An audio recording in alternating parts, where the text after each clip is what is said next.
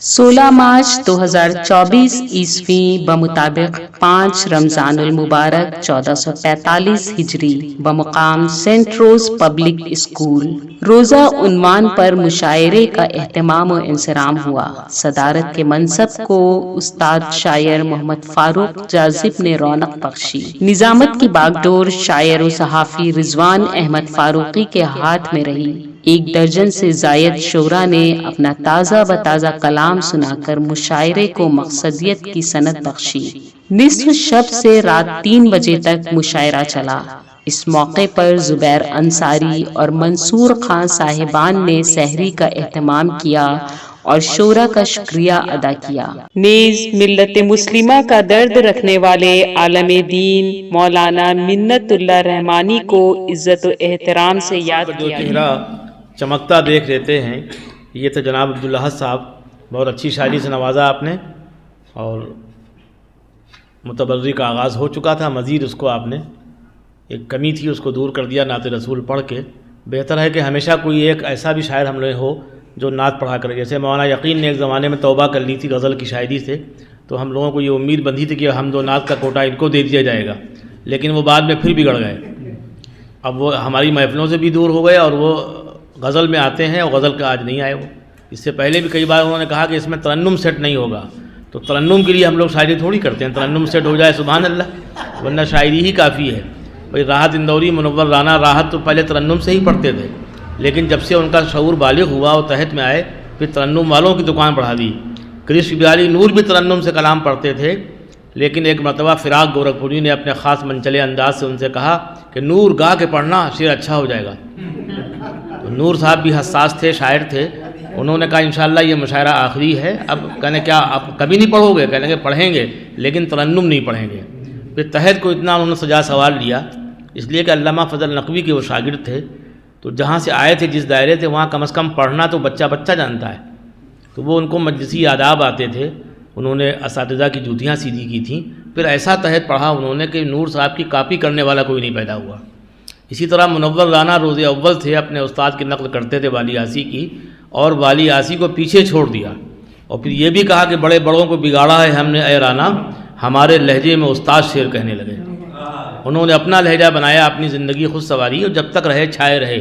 وہ موضوعات جن کو لوگوں نے گرا پڑا سمجھ کے چھوڑ دیا تھا، بڑے شعر کوئی مارا انہوں نے تو اپنے حساب سے بنا دیا۔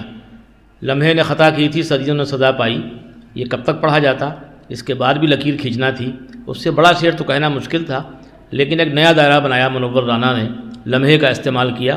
انہوں نے کہا کہ اتنی بڑی سی عمر کو لمحے میں کاٹنا، اتنی بڑی سی عمر کو لمحے میں کاٹنا، جیسے دوا کی پنی کو قینچی سے کاٹنا۔ تو دوا کی پنی کو قینچی سے کاٹنا ایک عمر آتی ہے۔ یا انہوں نے یہ بھی شعر کہہ کے چونکایا، اب تک تو ہماری آنکھوں نے بس 2 ہی تماشے دیکھے ہیں، یا قوم کا لیڈر گرتا ہے یا لوک سبھا گر جاتی ہے۔ مولانا قمر بھی نہیں آئے، ان کے استاد نصیر احمد نصیر بھی نہیں آئے، اس کا مطلب دونوں نے شعر نہیں کہے۔ بہرحال میں چاہتا ہوں کہ آج میں نے 2 کلام کہہ دیے، اور میں ایک پڑھ دوں، ایک بعد میں پڑھتا ہوں انشاءاللہ۔ مرزا شارق نے کہا کہ اے خالق کل مالک کل میرے الہ، ستار ہے غفار ہے تو شاہوں کا شاہ، میں اور کروں غیر سے امداد طلب، لا حول ولا قوت الا باللہ۔ یہ مشہور بحر ہے ربائی کی، جس کو لوگ وزن سمجھ کے زیادہ لوگ اسی پہ تبازمائی کرتے ہیں، حالانکہ جو مشاق ہیں وہ 4 مصروں کو 4 بحروں میں بھی کہتے ہیں، اور بالکل جائز ہے ربائی میں۔ اس سلسلے کے ایک بزرگ تھے رہبر تابانی، جو ختم ہو گئے، لیکن اس طرح کی ربائیاں وہ دے کے گئے ادب کو۔ فیروز نظامی نے کہا کہ اے ساقی کل کیف دوامی دے دے، ربائی کے مشہور شاعر تھے، لیکن جو لکھنؤ میں ربائی نمبر نکلا سلیم احمد صاحب کا، ان پیجز میں کہیں ایک ربائی بھی فیروز نظامی کی نہیں ہے۔ اسی طرح نسیم اختر کے شاگرد ہیں سنجے مصرا شوق، خود تو وہ ربائی گو کی حیثیت سے مشہور ہوئے، لیکن اتنی حمیت نہیں تھی ان کے اندر، یا اتنے بھی حساس نہیں تھے کہ اپنے استاد کی 4 ربائیاں اس میں درج کرا دیتے۔ مضمون لکھا تو صادقین پہ لکھا، نہ لکھایا تو صادقین کی عظمت میں کون سی کمیاں تھی۔ لیکن یہ ایک تاریخی حوالہ بن گیا کہ لکھنؤ میں جو ریسرچ ورک ہوا، ایک نمبر نکالا ایک ادارے نے، ایک پرچے نے، اس میں نسیم اختر کی ربائی نہیں ہے کوئی، چہ جائے کہ مضمون کتاب میں ہی نہیں ہے، جب تو اس میں کیا کتاب میں نہ ہونا، لیکن اس کے بعد تو تحقیق کا کام جاری رہتا نا۔ یہ تھوڑی ثبوت ہے کہ ہم نے غزل کی کتاب میں ربائی نہیں رکھی تو اس کے بعد توبہ ہے، وہ چھپنا چاہیے۔ تو انہوں نے کہا فیروز نظامی نے، ان کی بھی ربائی کوئی نہیں ہے، میں پیش کرتا ہوں، اور بہت سی ربائیاں پڑھ سکتا ہوں لیکن ایک ہی پڑھنا ہے۔ اے ساقی کل کیف دوامی دے دے، اے ساقی کل کیف دوامی دے دے، من جملے اوصاف تمامی دے دے، اور دنیا کی غلامی سے پریشان ہے دل، یا رب تو محمد کی غلامی دے دے۔ اس طرح کی ربائی کہنے والوں کا ذکر نہ ہو اور آپ یہ سمجھیں یا ہم یہ سمجھیں کہ ہم نے کام کر لیا، تو یہ صرف اپنے آپ کو دھوکہ دینا ہے۔ خدا کرے اس کا نمبر دوسرا کوئی نکلے، اس میں اس طرح کا نمبر ہی نہ ہو۔ بہرحال میں شعر پیش کر دیتا ہوں۔ سکھاتا ہے جینے کا انداز روزہ، بناتا ہے انسان کو شہباز روزہ، بس ارباب حق کی یہی داستان ہے انجام جنت تو آغاز روزہ۔ بہت شکریہ۔ مریض غم دل کی ہے چارہ سازی، لگائے ہے سینے سے ناساز روزہ۔ بہت شکریہ۔ جو روزے سے ہیں ان کو راحت بڑی ہے، خدا کی عطا کا ہے غماز روزہ۔ یہ شعر بھی سماعت فرما لیں۔ کہیں ہے تلاوت، کہیں پر ہے سجدے، کی ہے بندگی کی تگو تاز روزہ۔ اور یہ شعر بھی، یہ نعمت ہے کیا جاننا چاہتا ہوں، بتا کیا ہے اے میرے ہمراز روزہ۔ شعر آخر، نہ چھوٹا ہے روزہ نہ چھوٹے گا روزہ، میری آرزو ہے میرا ناز روزہ۔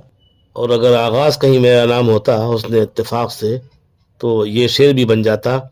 دعا ہے خدا سے کہ توفیق دے دے، رکھے عمر بھر تیرا آغاز روزہ۔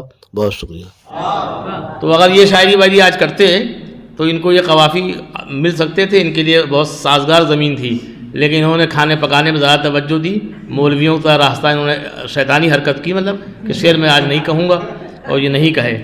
میں نے یہ شعر پڑھ دیے بانگی کے طور پہ، باقی میں انشاءاللہ پھر شعر سناؤں گا، اور دعوت دیتا ہوں جناب قاری شمشیر عالم صاحب کو، وہ ہماری طرح کچے پکے شعر نہیں پڑھیں گے، قاعدے کے شعر کہیں انہوں نے، تراویح پڑھ کے آئے ہیں، پڑھا کے آئے ہیں، مقدس آدمی ہیں، ان کو سنیے اور داد قاعدے سے دیجیے۔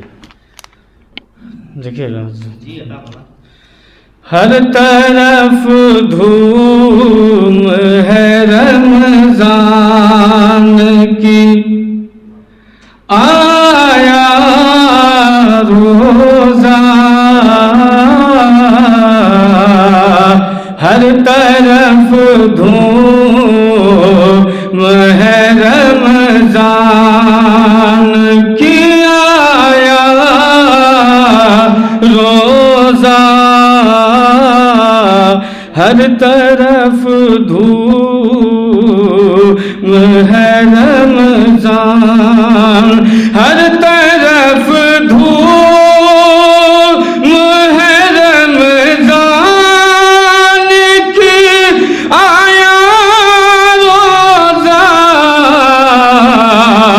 رحمت و نور کی بارش سے نہایا روزہ، رحمت و نور کی بارش سے نہایا روزہ، ہر طرف دھوم ہے رمضان کی، آیا روزہ۔ قاری صاحب دیکھیے گا کہ سحر و افطار کی رونق سے ہے پیارا روزہ، سحر و افطار کی رونق، سحر و افطار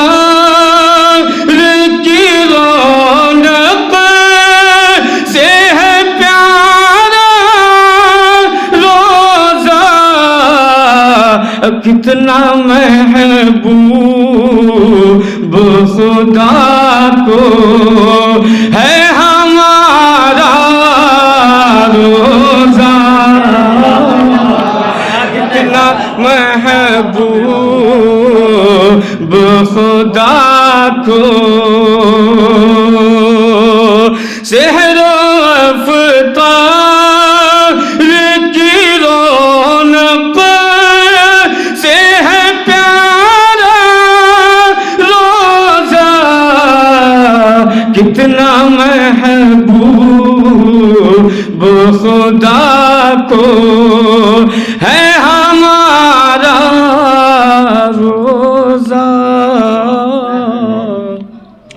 اور قاضی صاحب یہ شعر دیکھیے گا، شہر رمضان الذی کس پہ کہ حق و باطل کی تمیزوں کی نشانی دے کر، حق و باطل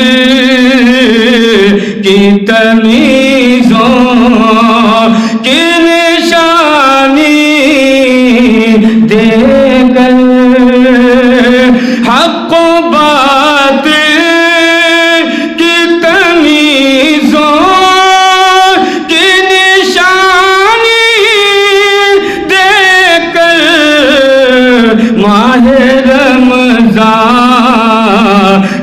کا رب نے ہے اتارا روزہ، ماہ رمضان کا رب نے ہے اتارا روزہ۔